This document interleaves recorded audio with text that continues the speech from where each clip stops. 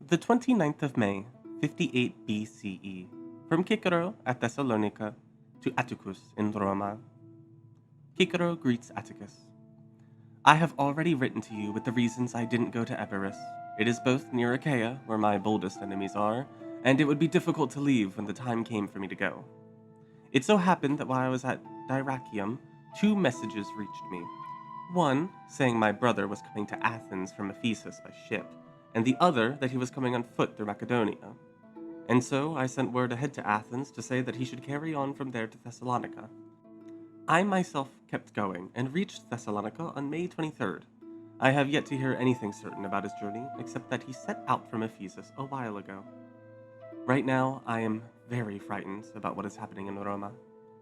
Although you write in one letter on May 15th that he will face a violent persecution, in another you say that the situation is calming down. But that letter was sent the day before the other, and that disturbs me even more. And so, between my own day-to-day grief wounding me and wearing me out, and this additional worry, I am only scarcely alive. But then again, the voyage was very difficult, and maybe he was unsure where I would be and went another direction. My freedman Pytho did not see him. He was forced back to Macedonia from Ilium by the wind and met me at Pella. I see clearly how terrifying the rest of the situation is, and I don't know what to write. I'm terrified of everything, and there's no evil so terrible that I do not think it could strike my brother and me in our current misfortune. In any case, I am still miserable, and my own monumental troubles and sorrows. And now this is added fear too. I remain in suspense at Thessalonica and dare nothing. Now, to the subject of your letter. I have not seen Caecilius Trypho. I have understood your conversation with Pompey from your letter. Personally, I do not see any imminent change in the political situation as important as what you either see coming or say you do, just to console me. The incident with Tigranes has been ignored, and so it's all over. You tell me to thank Varro. I shall, as well as Hypasius. You urge me not to travel any further until the record of goings-ons from May reaches me. I think I shall do so. I haven't decided where to go yet, and my heart is so full of worry about Quintus that I can't make any decisions at all. But still, I shall let you know. I think you can see, from the inconsistency of my letters, the chaos my mind is in. And although I have been struck by an unbelievable and unprecedented calamity, this complete chaos is not so much a result of my own misery as it is a remembrance of my own fault. For surely now you see who wickedly urged me on and betrayed me. I wish you had seen it sooner, and not devoted your whole heart to grieving as I did. And so, when you hear that I am racked and worn out by sorrow, consider that I am pained more by the price of my stupidity than that of the event itself.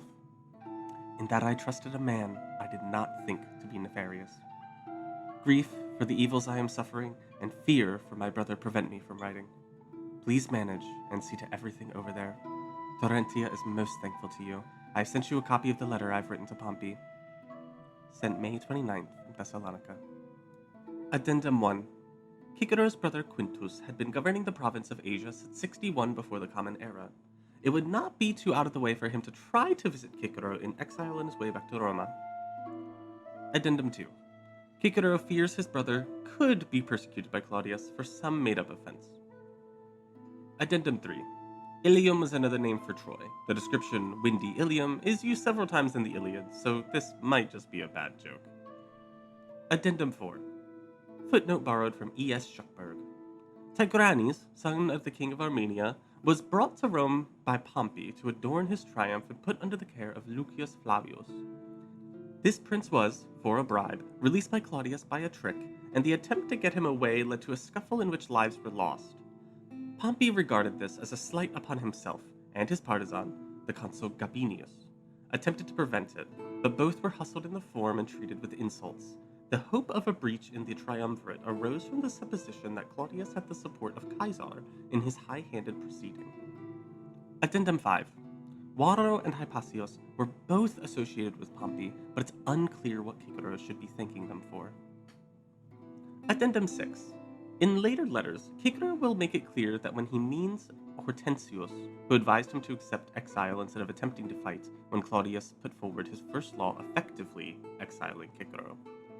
the introduction goes into this. There were 2 laws exiling him, one which suggested it would exile him, which he started to run away from, and then a confirmation of about like 500 miles, which definitely exiled him from Roma. Addendum 7.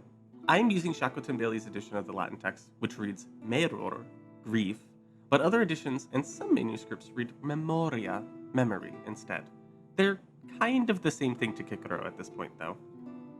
Addendum 8. I couldn't find a way to retain the alliteration in me et more malore meor et metus, but it reminded me of a cat meowing wretchedly. As always, many thanks to Tate for this translation and the footnotes below it. Very insightful, very funny. Love them to bits. They're incredible. I think, as bad as I am at keeping a schedule, admittedly, things like this really keep me hooked into Roman culture. This is a bit of a personal footnote for myself, really. Into Roman history and Roman culture in a way that really nothing else does, because you can read about it in textbooks, and you can read your Cambridge Latin textbook, as I did in high school. And it's so deeply interesting, and having a kind of schedule to it definitely helps, because when you don't have a schedule to it, you end up taking a Montayetis by accident and missing 6 of them, like me. No shade, but it's true. I don't know, I'm really impressed by Tate and the work that they do. And I really appreciate it, because it means that people like me, who don't quite have that time, or that drive, or that expertise, 100 different attributes, we still get to enjoy it, and we still get to appreciate a part of history that I think is otherwise really skimmed over, for understandable reasons. Don't get me wrong, we can't go through every journal and every letter of every politician, but it's nice to see. It's humanizing, it's humorous, and it's I just like it. I just like it a lot. I don't need reasons to like things. I can just like things. You can just like things too. Have fun. Have a good day. Valete, omnes.